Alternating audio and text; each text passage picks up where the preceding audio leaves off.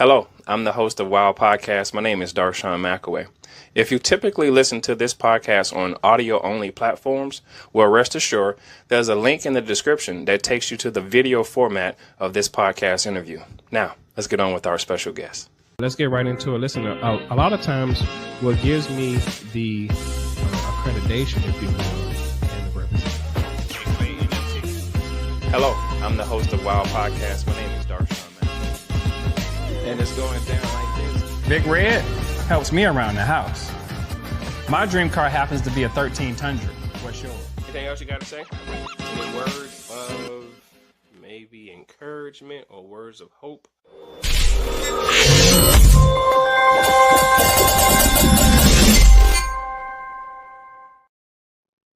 Hello and welcome. I'm your host, Darshawn McAway. You're tuned in to wowpodcast.me. That's WOWPODCAST.me. And today we have a special guest. We have Lance Robinson. How you doing, sir? I'm doing fine. Thank you. Good deal. So we're here to talk about your new book, your first short story, Chasing New Suns. Why don't you go ahead and tell the audience what's that about? So Chasing New Suns is a short story collection. I guess part of the story behind it is that last year I won the quarterly Writers of the Future contest for science fiction and fantasy. And I think that gave me the encouragement, the affirmation that I'm doing all right as a writer. When I do things right, I'm able to put together a story that people want to read. And I'd published a few short stories over the years in various magazines. And with the exposure and the encouragement that comes from the Writers of the Future contest, I decided it was time to put together my own collection. So I pulled together some of my best short stories into this new collection. Okay. And this collection entails what? What is it about exactly? So it's all science fiction. Okay. The stories are quite diverse, ranging from sort of hard, far future space colonization science fiction to near future sociological speculative fiction. There's a couple of sort of sci-fi satire pieces in there. It's really quite diverse. If there's a common thread, I suppose it's about the oneness of the human race, the challenges we're facing as a human race to realize and live up to the fact that we are just one family in a shrinking world. And the characters in, I think, all of the stories are in one way or another trying to find out what their place is in that world where we need to figure out how to live together. Okay. So when you were putting this book together, what gave you that aha moment to say, this is a story, this is what I'm going to do? Well, I mean, because it was short stories, and each of the short stories were conceived separately. I suppose it was a whole bunch of aha moments. But probably, the one that I guess stood out was the one that won me the Writers of the Future contest. It's the opening story in the book. It's called 5 Days Until Sunset. And I'm a bit of a amateur astronomy nerd, so when I've got spare time, I'm watching science videos on YouTube. And one of the amazing things that the astronomers are finding out is just the diversity of weird planets circling other stars in our galaxy. And I wanted to take some of that awesome weirdness and reflect on it and say, okay, what if they're that kind of planet, a planet, say, that's like locked to its star, same facing the star the whole time. If there's life on that planet, if there's human beings trying to live on that planet, what would it be like? And to use that then to explore, human stories. Right. So I see that Chasing New Suns, I guess its central location is in South Africa. No, one of the stories is set in South Africa. I spent a lot of time earlier in my life living in Africa, and that story, the Thursday Plan, that's the title of that story, was about the the end of apartheid, but I took sort of a speculative fiction look at it, sort of a multiverse story of, okay, what if there were different versions of what happened in history? What if apartheid didn't come to an end? What would that look like? Right. So I think, it generally, Africa comes into a few of the stories, having spent so much time there.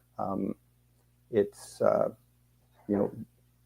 I write about things that have touched me and that have made me think and that have shaped me as a person. And so part of that is my African experiences coming into some of these stories.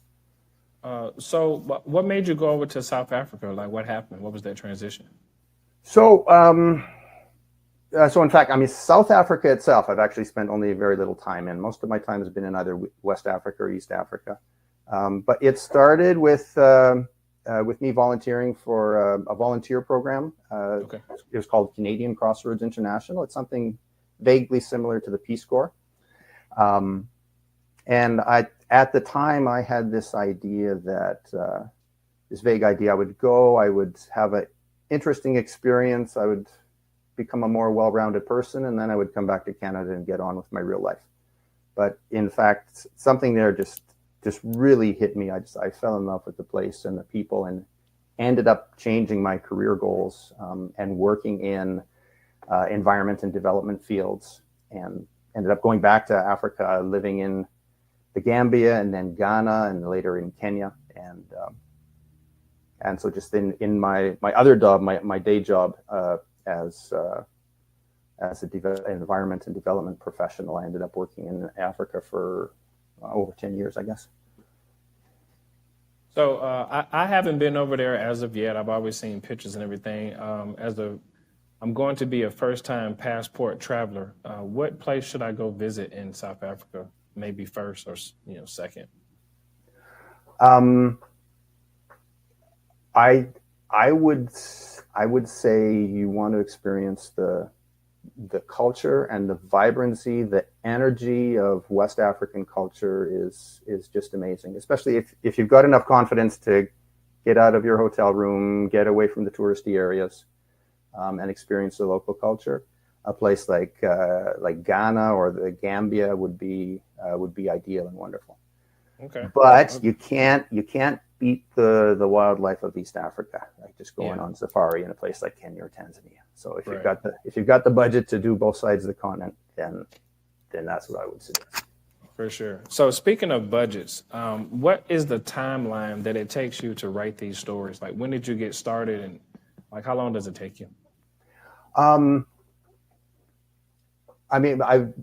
Because I'm not writing full time. I've got a day job. I work in my writing in evenings and weekends. But typically, I do a short story over the space of a couple months, 3 months, and that often then involves like finishing a draft and then setting it aside and working on something else, right, so that I can come back to it with fresh eyes. Got you. So, are you self-published or a traditional publisher picked you up? No, I'm self-published. Okay. Why did you decide to go the self-publishing route? Well, I think it was because of what happened with Writers of the Future, that having won that contest and knowing that the Writers of the Future contest, they do a whole lot in terms of promotion of the winners. And then I was also starting to get publications in science fiction magazines. And I thought, well, if anybody comes across me, they come across my story in the Writers of the Future anthology or in one of these magazines where I'm publishing short stories, they want to find more, they'd struggle to find more stuff that I'd written. And so I wanted to get a short story collection out there quickly. And I thought, I'll go traditional publishing down the road, I'm sure. I'm working on a novel now.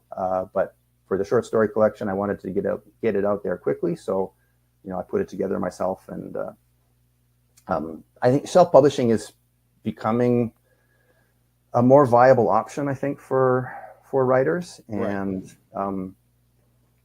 so I just it was the best choice for this particular project. Not that I'm set on sticking with self-publishing going into the future necessarily. Absolutely. So I heard you mention a couple of titles such as The Thursday Plan and 5 Days Until Sunset. What are the other collections inside the book? So there's the Gig of the Magi, which is sort of it's a homage to O. Henry's classic story, The Gift of the Magi. Okay. Communion, which is a story of sort of loneliness and trying to find human connection. Okay. Set in the near future. Money, Wealth, and Soil. One of my more recent stories deals with the environmental crises we're facing today in the world, and that one's set primarily in here in Canada.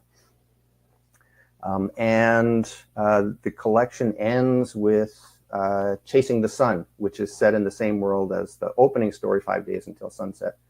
And it's sort of a continuation of the 5 Days Until Sunset story. I tell you what, man, those sound like some very interesting titles for a couple of good movies and hit the silver screen. So I totally wish you the best, because I'm interested in all of these, especially the Money, Wealth, and Soil. I kind of want to see what that's about. How about we tell everybody where they can find you on social media and, of course, your website. Sure. And, so some of the things you have going on. So LanceRobinsonWriter.com. All one word, Lance Robinson Writer. From there, they can find links to my Facebook and my Instagram. That's probably the easiest way to find me, and links to the Writers of the Future anthology and Chasing New Suns. The Chasing New Suns is available as paper book and ebook.